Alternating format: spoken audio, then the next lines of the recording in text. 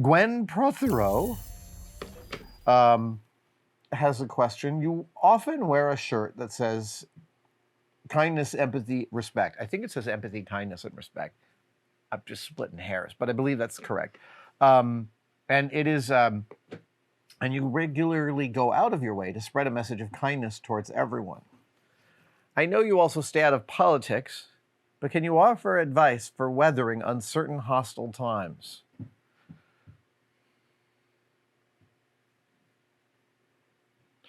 I sit in a very privileged position in these difficult times. The channel goes well. I have a roof over my head and a steady gig. So do the people I get to work with. And I do feel you. It feels like a difficult time.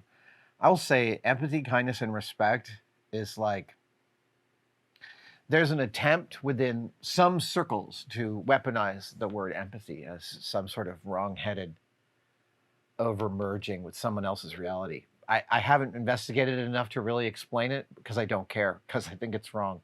Oh, yeah, sure, that makes me unscientific. Listen, everything good I have in my life is because of empathy and kindness and respect. Everything good I've ever achieved, everything that I have around me is all because of that. I'm a believer in leaving everywhere you go better than you left it. And that means thinking about others a lot more than you might even be used to, and like trying to figure out how to not mess with their reality too much. Keep yourself self-contained. But you know, I have done a lot of talks over the years for young people, asking questions about getting started, finding their aesthetic, finding a job, knowing when it's the right career, etc. And I like to point out that like the skill to build is to be easy to work with. I've banged on about this a lot over the years, but I have seen people who were mediocre at best at their jobs last for almost a decade in a job when there certainly were more qualified people one could hire, but the people in those jobs were so easy to work with and such a facile part of the team that it made sense. And even if you are venal and want all the money, which is fine, even if money is the important thing to you, go earn it. I really like, more power to you. But you don't, even if you want all the dough, I swear to me, being kind, empathetic, and respectful of everybody is the best way to move through the world. And in the moments, Vickie Bligh, the last question I have on these sheets is Vickie Bligh says, if you were given the opportunity to change something in your past, would you? You know, I'm really happy with how things are right now. So I'm not a big believer in going back in time and changing anything, even though I do have regrets, just be certain. But, you know, all of my regrets fall into not demonstrating with my actions or my words or my person the proper amount of empathy or kindness or respect within a specific relationship. And in those cases that I've failed, I still feel terrible about that. And then we're starting off on a doozy. So I'm going to add a third question to this. William Castille says, you often refer to a scarcity model. Apologies if you've explained this in the past, but would you please go into a bit of detail about what you mean by this? Yes. I often say that America has a scarcity mindset. And another way of describing a scarcity mindset is as a zero-sum mindset.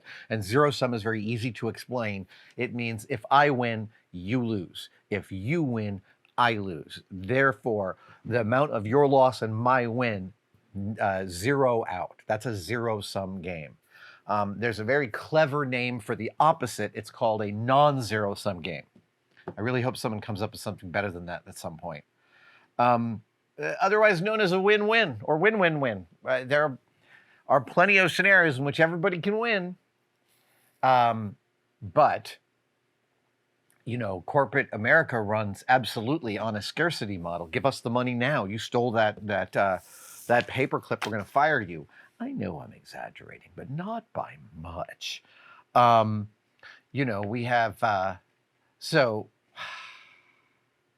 Look, I'm definitely not going to dive into my deep philosophical thoughts about America and how it's developed over the years and why we have such a zero-sum game mentality.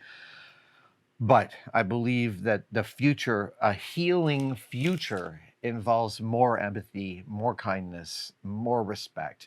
Honestly, you know, Jamie and I haven't spoken in a few years because we haven't had occasion to. We've got a couple of, every now and then we convene with the lawyer we share because of some various things, but for the most part, we don't talk. And that's fine. Like, neither of us, I think, misses the other one. But deep under that relationship is like abiding respect, and that's really important to me. So a scarcity model is like the I got mine, F you. It's everyone is keeping everything they have. And it's like what causes people to go like hoard toilet paper and then try and gouge people for the sale of it. The last thing I want to say about the scarcity model is that we solved world hunger decades ago. We make plenty of food for everyone to live healthily. The only reason that it's not a solved problem is because the lack of healthy and well-fed people is profitable. There you go. That's how I think about this. Thank you for letting me talk about that. Jeremy Dellarosa says, I'm in an industry that is often protected by old guard. Would you draw a distinction between gatekeeping and asking people to, quote, pay their dues?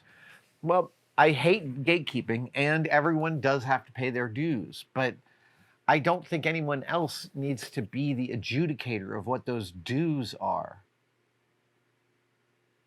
Everyone I know who is good in my industry, in the industry of special effects making, everyone who was really good at it, is really good at it, started early. They were self-starters. They were easy to work with.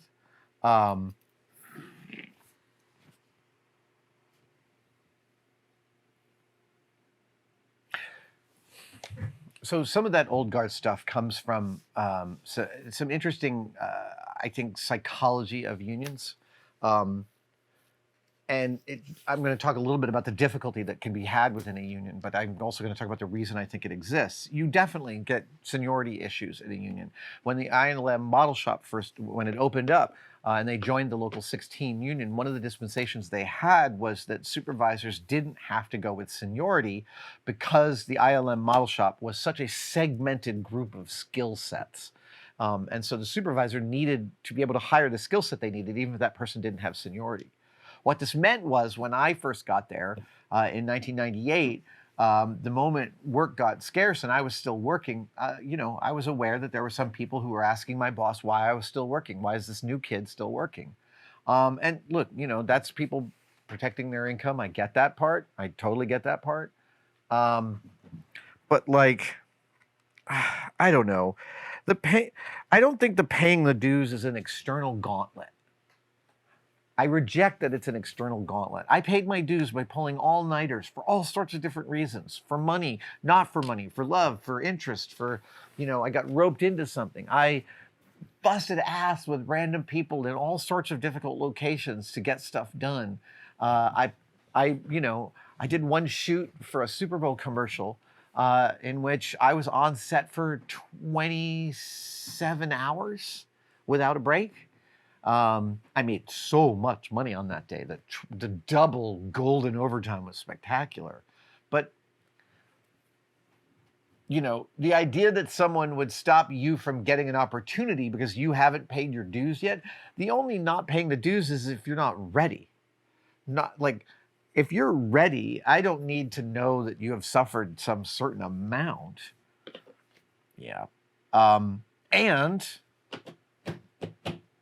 when you find someone who's an old craftsperson like yourself, when you find someone else who's chewed on a lot of the same mud you have, you're going to have this wonderful conversation where you both cut your teeth in weird ways and paid your dues in strange ways and the stuff you suffered about, right? Like in New York, I was a parking PA. That was some good work you could get, 60, 70 bucks a night for like holding parking spaces for feature films. And it was awful. It was awful. You're staying up all night in weird, random parts of Manhattan they're going to film in tomorrow. So most of it is just this grueling slog. But like, that shapes you. And then the dues paying is more to me like it's the plumage you're carrying of like why you're still here and doing what you do and executing at the level that you're executing at. But like the idea that like someone's like, yeah, they haven't paid their dues, they don't get this opportunity. Let's go back to my very first answer in the live stream today, talking about empathy, kindness, and respect. One of my favorite things that I ever get to do is provide opportunities for other folks. Some offer comes into me and I pass it on because someone else is better qualified, or I connect someone up with a job that they want to talk about and they end up getting hired there. Those moments when that kind of stuff happens is so intoxicatingly great. And to me, that's like, I have no expectations about how people will go do in those things, but I had no judgment about how it ends up. I'm just delighted to present someone with an opportunity to try something in a new way. I do want to say that shirt, Empathy, Kindness, and Respect. Sorry, I didn't mean to hit my mic. That shirt, Empathy, Kindness, and Respect, is a Cotton Bureau shirt. They also sell one that I wear that says Rebel Alliance, which I also love. We'll include a link in the description. Cotton Bureau makes just delightfully soft t-shirts. I love them.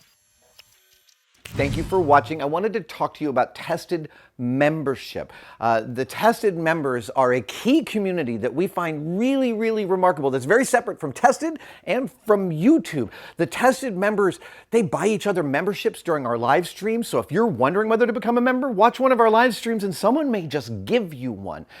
It is hard to overestimate how much the Tested members actually make possible on this channel. They give us a lot of wiggle room. They give us a huge amount of feedback.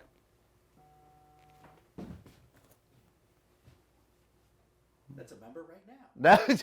Thank you so much for enjoying your membership.